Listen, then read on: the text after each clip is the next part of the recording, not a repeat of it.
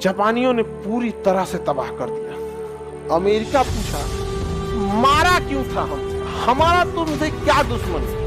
यार तुम बहुत तेजी से विकास कर रहा था, अगर हम विकास करते ना तो तुम बहुत तेजी से निकल जाता, इसलिए एक ही रास्ता है, तुमको हम ढकेल दिए पीछे, अब तुम 20 साल तुम्हारी कमर टूट जाएगी, अब हमको आगे बढ़ने दो। अमेरिका आग बबूला हो गया। अमेरिका कहा कि we will teach lesson to Japan, हम जापान को एक सबक सिखाएंगे। जापान के राजा तो हीरो ही तो, we doesn't consider America is an important country. हम अमेरिका को कोई इंपॉर्टेंट कंट्री नहीं मारते हैं, सुबह अभी तो मार के आए हैं। आई पूरा पर्ल हार्बर की आसमान पे गिद्ध की तरह जहाज घूमने लगे सब। अमेरिका को लगा कि हमारी सेना है, अमेरिका बेचारा जहर का घोट पी के रखा, कहा जापान तुमको भुगतना पड़ेगा। अब अमेरिका पूरा आग बबूला हो गया, कहा कि ब्रिटेन बहुत मारा रे हमको। ब्रिटेन कहा डूबी हुई कश्ती से किनारा पूछते हो, तुमको तो दूर जाके मारा, हम तो सीधाने खड़े हैं, हम तो एकदम ईपी सेंटर पे खड़े हैं। मार रहा है जर्मनी, 15 दिन 15 रात बिना रुके बम गिराया, तुम 3 घंटा में उबिया गया।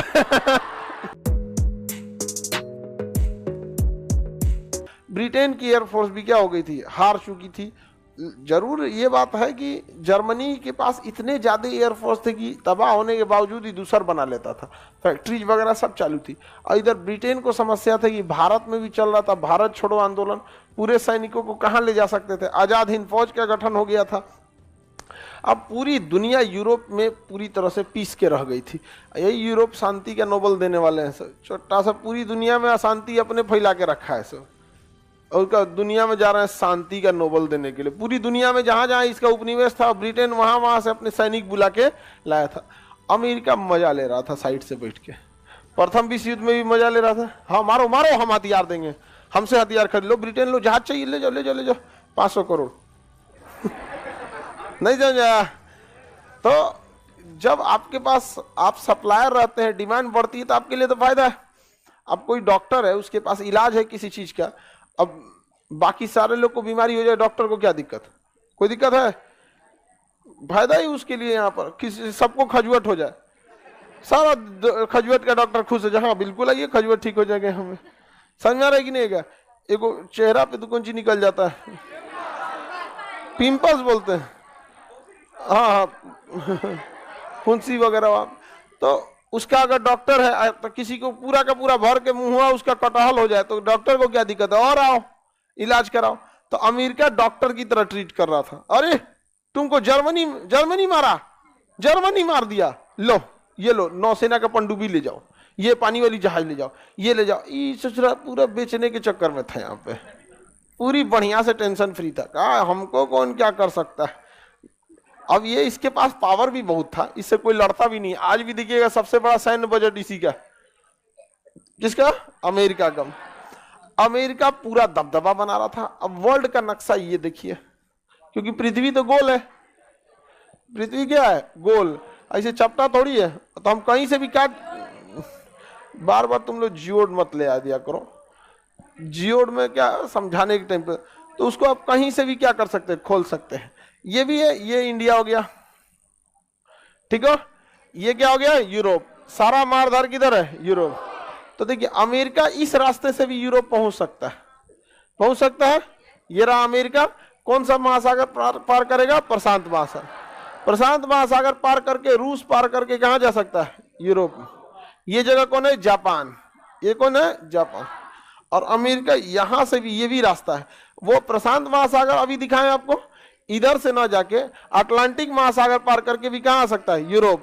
यानी अमेरिका बीच में। अमेरिका की इस साइड जाएंगे तो एशिया आ जाएगा, अमेरिका के इस साइड जाएंगे तो एशिया, इस साइड जाएंगे तो यूरोप, यूरोप आ जाएगा। तो ये देखिए अमेरिका, ये रहा अमेरिका। इस साइड जाएंगे तो क्या आएगा? यूरोप, और इस साइड जाएंगे तो एशिया। अब अमेरिका के साथ एक प्लस पॉइंट क्या है कि अमेरिका से युद्ध लड़ना है ना तो बढ़िया नौसेना रहना चाहिए, अन्यथा भूल जाइए आप। क्योंकि एक साइड में क्या है? प्रशांत महासागर। देखिए इस साइड से जाएंगे तो प्रशांत महासागर, और इस साइड से अटलांटिक महासागर। दोनों साइड से बड़े बड़े महासागरों से घिरा हुआ है अमेरिका। अब इससे लड़ेगा कौन? उतना बड़ी नौसेना होनी चाहिए। अब इसने देखा, अमेरिका ने, यहां पर एक द्वीप है इसका, हवाई द्वीप। ये एशिया से बहुत पास में है। जैसे इधर से जैसे निकलेंगे थोड़ा सा दूर जाएंगे, ये है हवाई द्वीप। जैसे उधर से निकलेंगे यहीं आएंगे ना हवाई द्वीप। तो हवाई द्वीप से ये जापान, ऑस्ट्रेलिया और भारत, इस पर नजर रख सकता था अमेरिका।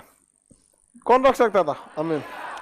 अब हवाई द्वीप अमेरिका के लिए बहुत बड़ा एक एडवांटेज साबित हो रहा था, क्योंकि कोई भी अगर प्रशांत महासागर से अमेरिका की ओर आएगा तो हवाई द्वीप पर उसकी जो नौसेना है वो तबाह कर देगी। दोबारा आप हवाई द्वीप को इस नक्शे पर देखिए, ये यूरोप,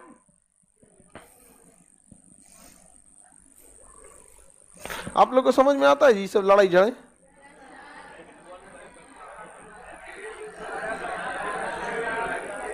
मान लेते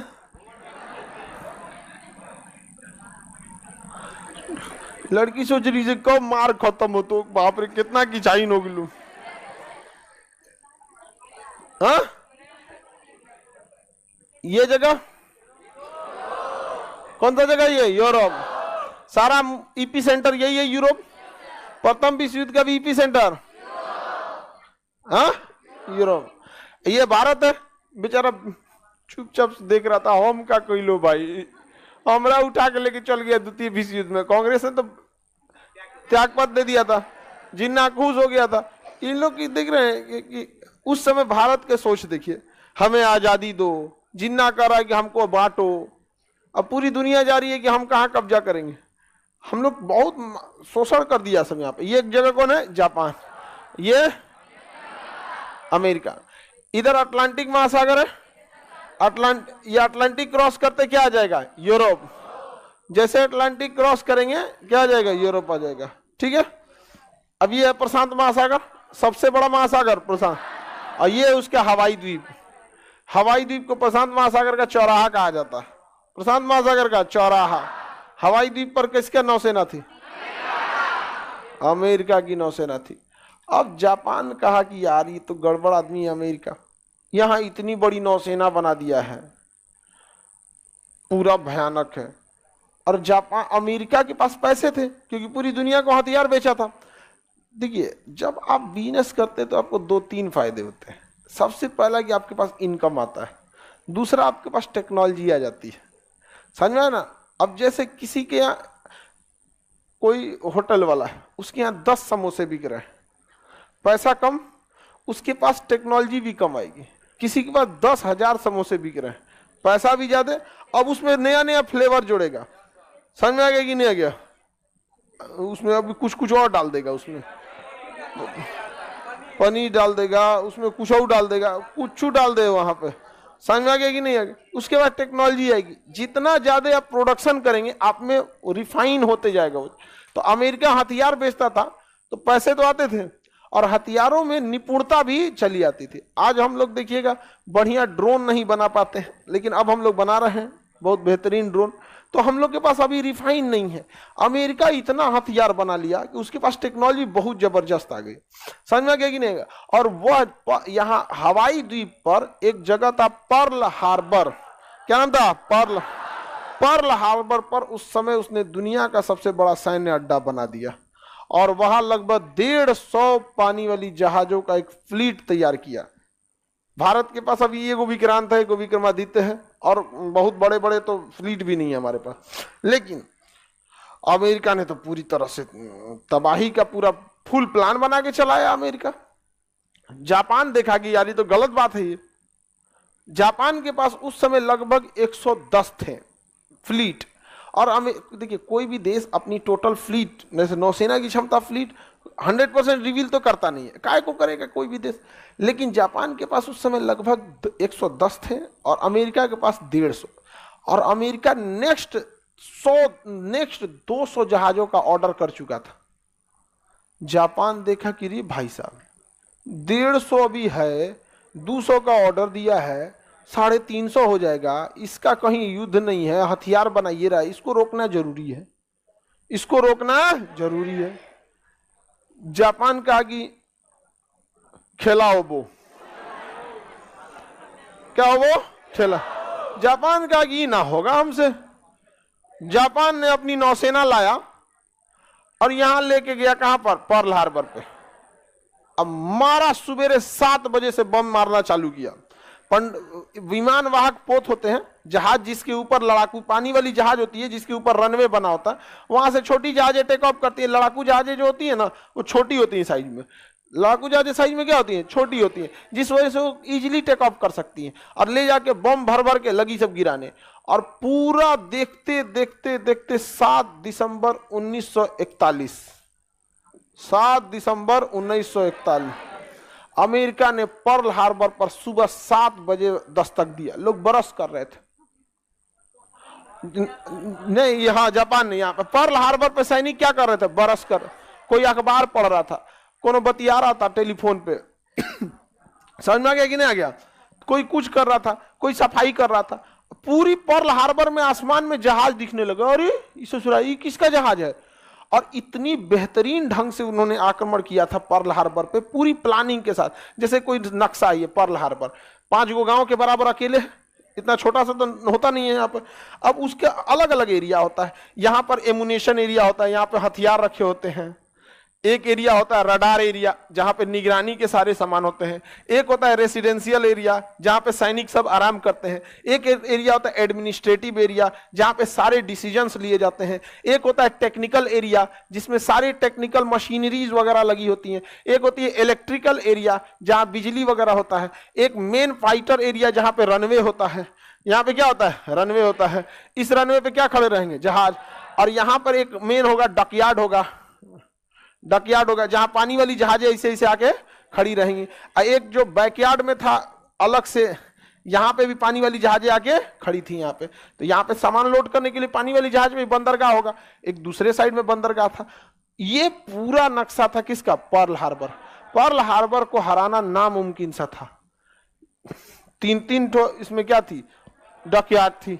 वहां पे नौसेना 2 ठो, एक लड़ाई के लिए रेडी थी, एक स्टैंड बाई में थी, या एक यहाँ पे थी। एक मेंटेनेंस वाला अलग था, जहाजें बिगड़ जाती हैं तो वहां जाके मेंटेनेंस होगी। उसके अलावा एयरफोर्स के लिए रनवे था, यहाँ पे बंकर था, सैनिक यहाँ रहते थे सब। समझ आ गया कि नहीं? स्कूल था, जो सैनिक वगैरह रहते हैं उनके बाल बच्चे की पढ़ाई के लिए क्या था? स्कूल। पूरा शहर बसा दिया था। सुबह सुबह पहुंची कौन? जापानी एयरफोर्स। जापान की एयरफोर्स एंट्री मारती है इधर से, पूरी तरह से इसके लगभग 30 से 40 जहाज आगे बढ़ जाते हैं। उसके पीछे कुछ जहाज और आते हैं जो इस साइड से चले जाते हैं। उसके पीछे और आते हैं जहाज जो अलग डायरेक्शन में चले जाते हैं। मतलब उस सब सबसे टारगेट फिक्स करके आए थे सब। हम आगे चाहिए तो दुबे जी तू स्कूल उड़ाइयो, पूरा प्लान बना के। सारे पायलट के पास नक्शा था, कौन सा बिल्डिंग किस पायलट को उड़ाना है, और सबके पास होता कंफर्म करने के लिए अगर तुमको गोली लग गई तो तुम्हारे बदले में इसको कौन उड़ाएगा। मतलब एक टारगेट, दो जहाज। और उसी हिसाब से घुस गए कि जिनको ये उड़ाना है वो पहले घुस गए। ऐसे नहीं कि बकलोल की तरह अरे हमला करो, धाए धाए मार दिया इसको, इधर मार, पूरा बवाल हुआ, वो सब रेडी हो गया, सब कुछ नहीं। पूरा एरिया के हिसाब से वो रनवे से उड़ान ही भरे थे। इस हिसाब से जापानी सब इस हिसाब से उड़ान भरे थे कि जिसको अंदर हमला करना है वो पहले उड़ान भर लिया, जिसको बीच में करना है वो था बाद में आया, जिसको इधर करना था यहाँ पे। आई पूरा पर्ल हार्बर के आसमान पे गिद्ध की तरह जहाज घूमने लगे सब। अमेरिका को लगा कि हमारी सेना है, स्वागत के लिए आई है, हमें कौन क्या कर सकता है, अमेरिका है हम, अमेरिका है हम। जब मारना चालू किया, वहां से बम गिराना ना, अफरा तफरी हुआ तो फोन तक नहीं कर पाए थे ये लोग, फोन नहीं कर पाए थे। सबसे पहले आके टेक्निकल एरिया उड़ाया था, दाए पूरा मशीन उधिया गया, टावर हेलो हेलो जा, यहाँ पे इलेक्ट्रिसिटी मारा, उधिया गया। यहाँ पर दूसरा आते रनवे पे बम गिरा दिया। यहाँ पे कोई जहाज अब नहीं उड़ेगी, टुकुर टुकुर देखो। अब जहाज का पायलट लेके कर रहा है, हम क्या करें, इंजन स्टार्ट करके दूर दूर दूर दूर कर रहा है, मारा सब आया, रनवे उड़ा ले। अब जहाज लेके कर दे रहे हो यहाँ पे, अब क्या कर सकते हैं। यहाँ पे जहाज को गोली से मारे थे सब जापान वाले, का तो उड़ पाएगा नहीं, तुमको बम का लिए जियान करे तुम्हारे पे। जियान मतलब समझता, डिस्ट्रॉय, बर्बाद, बर्बाद नहीं करना चाहिए। समझ में आ गया कि नहीं आ गया? तो जियान जो है वो, जियान भाषा अपनी है और बर्बाद कर देना भी भाषा है एक ठो। समझ में आ गया कि नहीं? किसी को कोई दिक्कत? आगे बढ़े। तो पूरी तरह से जापान वाले कहां घुस चुके थे सब? पर्ल हार्बर पर। एक एरिया थी, एक जहाजों का ग्रुप था जो एक एरिया में घुसा, दूसरा एडमिनिस्ट्रेटिव एरिया पे घुसा, एक पे घुसा रेसिडेंशियल एरिया पे, एक रडार एरिया में 10-15 ठो निकले सब, इलेक्ट्रिकल एरिया पे, टेक्निकल एरिया में, रनवे पे, सारा चीज जो ध्वस्त हो गया, जो जो तत्काल रिएक्ट कर सकता था वो क्या हो गया? ध्वस्त हो गया। अब पानी में बची नौसेना की जहाजें।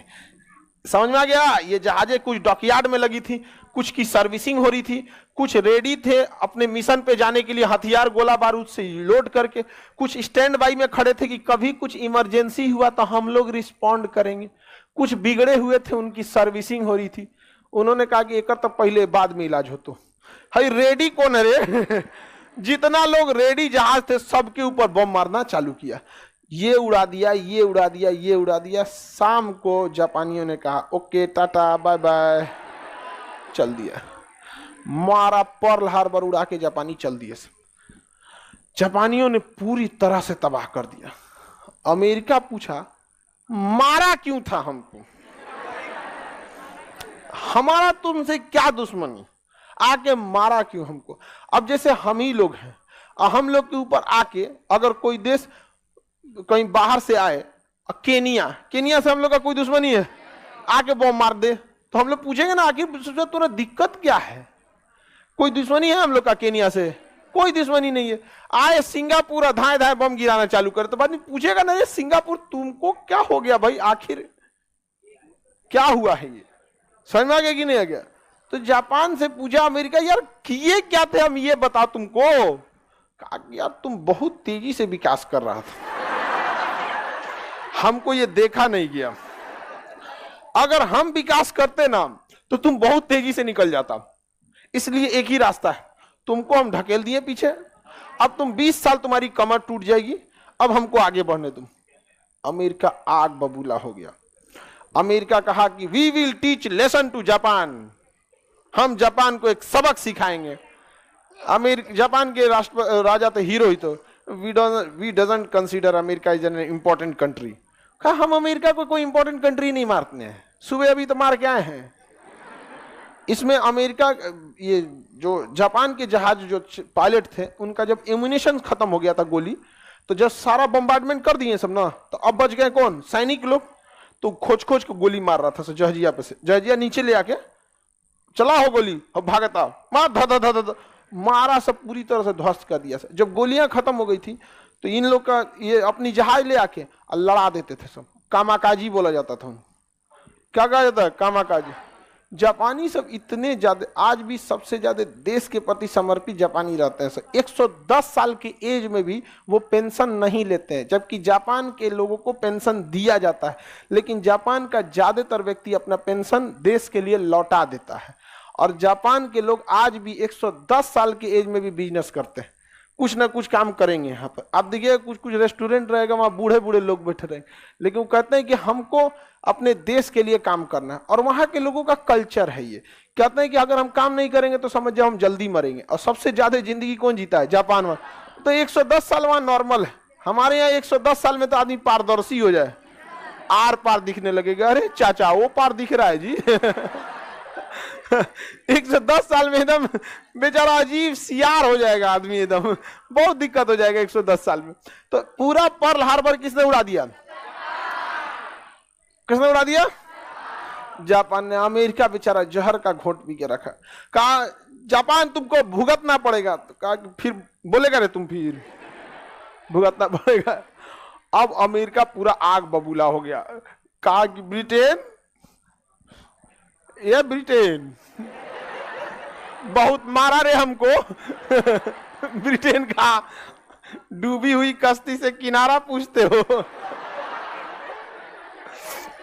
तुमको तो दूर जाके मारा, हम तो सीधाने खड़े हैं, हम तो एकदम ईपी सेंटर पे खड़े हैं। मार रहा है जर्मनी, 15 दिन 15 रात बिना रुके बम गिराया, तुम 3 घंटा में उबिया गया बेचारा अमेरिका आग बबूला हो गया। कहा जापानियों को सबक सिखाना पड़ेगा। और जापान ने आया यहां से पर्ल हार्बर को उड़ा दिया। कहा यार तुम मेरे बगल में बैठ के कर रहा था, पता नहीं कौन चीज नौसेना बना रहा था, हमको टेंशन हो रहा था, मार दिया हम। बाकी अमेरिका हमको तुमसे कोई दुश्मनी नहीं है जापानियों सबको पूरा अमेरिका वाला दुश्मनी से एकदम देख रहा था, बर्बाद कर देंगे जापान तुमको। जापान कहा कि जापान अब अपनी नौसेना बढ़ाने लगा और अमेरिका से कहा देखो तुम बहुत ज्यादा बना रहे थे ना यार, हमको दिक्कत हो गया था, इसलिए हम अब दिक्कत नहीं है, अब तुम बना सकते हो, क्योंकि तुमको बनाने में 40 साल लगेगा, तब तक हम लोग तुमसे बहुत आगे निकल चुके रहेंगे।